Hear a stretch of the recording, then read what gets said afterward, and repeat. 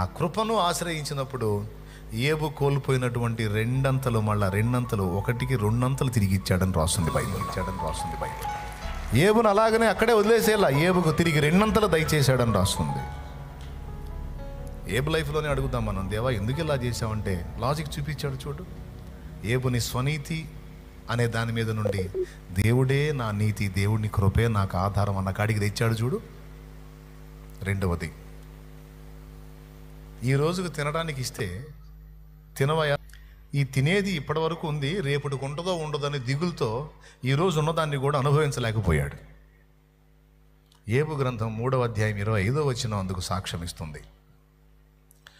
ఏది వచ్చునని నేను బహుగా భయపడితినో అదియే నా మీదికి వచ్చుచున్నది, నాకు భీతి పుట్టించినదే.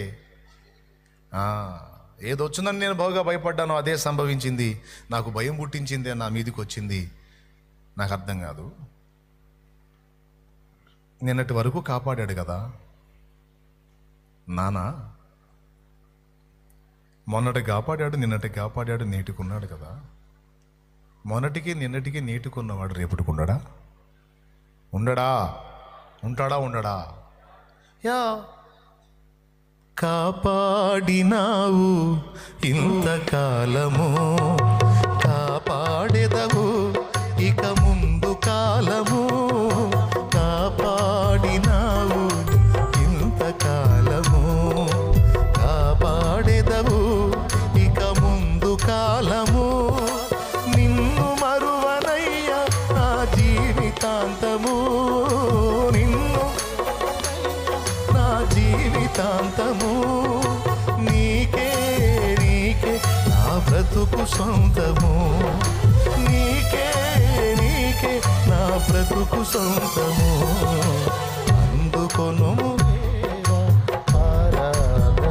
అని పాడుకుంటా శుభ్రంగా తినవయా, ప్రశాంతంగా ఉండవయా అని దేవుడు చెబితే, నా భార్య నేను చెప్పినట్టల్లా వింటుంది.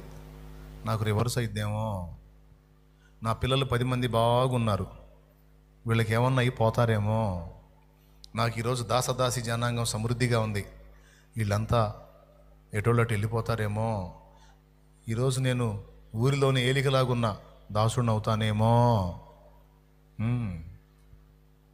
కొంతమంది ప్రశాంతంగా ఉండరు, అయ్యా నేను ఉన్నాగా అన్నా కూడా ఉండరు. మరి ఏం చేయాలా మీరు చెప్పండి? నువ్వేం చేస్తా? అన్నీ ముందు పెట్టి తినరా, నేనున్నాను, ఏదన్నా నేను చూసుకుంటానని నీ బిడ్డకు నువ్వు చెబితే వాడు తినకుండా దిగులేసుకొని అదే వేదంలో బతుకుతున్నాడు అనుకో, ఏం చేస్తా? దేవుడు అదే చేశాడు.